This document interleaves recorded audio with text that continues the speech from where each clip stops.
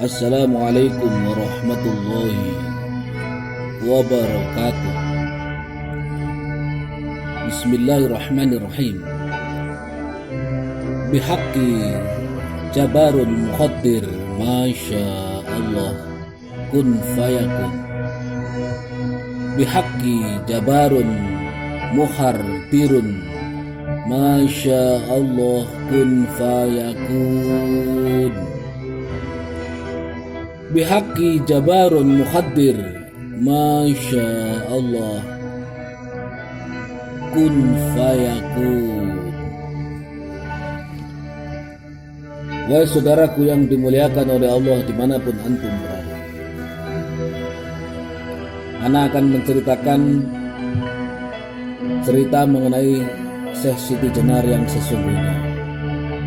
Antum percaya silakan, tidak silahkan, itu hak antum. Suatu kewajiban harus dilaksanakan.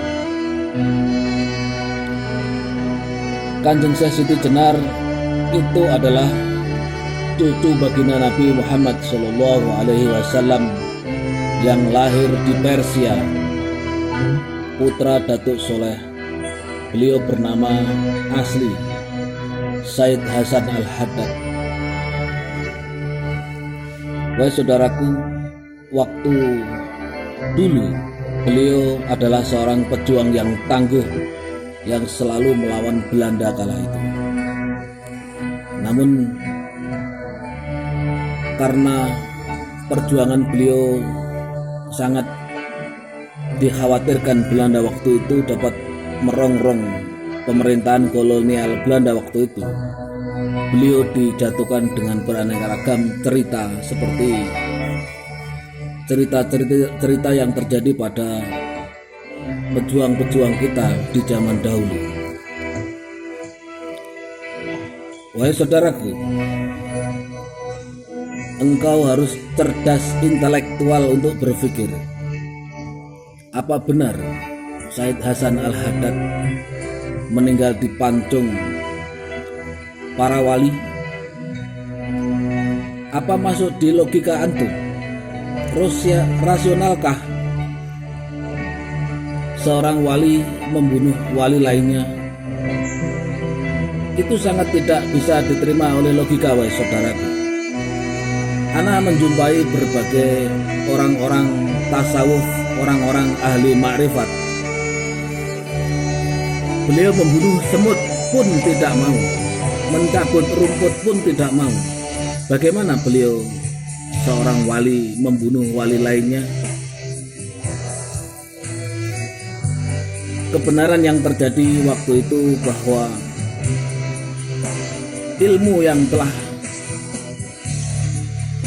ada pada diri Kanjeng Syekh Siti Jenar atau Said Hasan Al-Haddad setingkat sama dengan Al-Halaj. Betapa ketinggian ilmunya. Wahai saudaraku,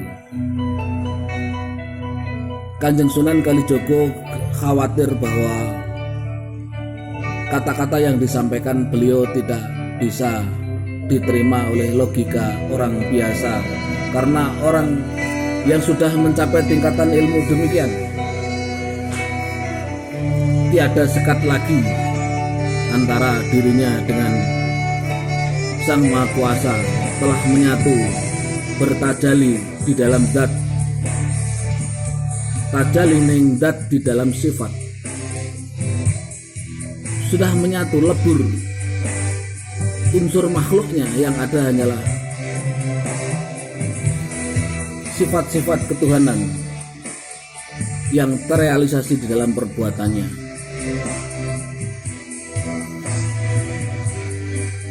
Wahai saudaraku, jika beredar berita beliau dihukum mati, itu sesungguhnya tidak benar, karena kebenaran yang terjadi bahwa Said Hasan Al-Haddad muksa. Hingga kini pun beliau masih hidup, masuk ke dimensi lain. Beliau waktu zaman penjajahan Belanda waktu itu beliau berjalan hingga sampai di tanah Cikabuyutan, Jawa Barat. Lalu beliau menemukan batu parut yang terdapat di Cikabuyutan yang berisikan tulisan-tulisan huruf Sunda Wiwitan. Itu adalah ilmu moksa atau ngahyang yang diberikan oleh para leluhur kepada beliau. Beliau mempelajari ilmu itu dan beliau menghilang moksa ngahyang hingga kini beliau berada di Cikabuyutan, Jawa Barat. Itu yang terjadi. Wahai saudaraku, antum tahu ini kopiah siapa? Ini adalah kopiah Kanjeng Syekh Siti Jenar. Ana tidak ngibul, ana tidak bercanda, ini bukan hoak. Ini adalah kopiah Kanjeng Syekh Siti Jenar yang ana pakai. Semoga cerita ada manfaatnya buat antum dimanapun antum berada. Ini bukan sekedar cerita. Seorang menyampaikan sesuatu intinya dapat diterima. Walam yarzim minhu manfaatin, memberikan sesuatu tanpa berharap sesuatu. Orang mau memberikan sesuatu tidak harus di atas mimbar. Semoga manfaat. Rahayu semuanya. Rahayu, rahayu, rahayu. Assalamualaikum warahmatullahi wabarakatuh.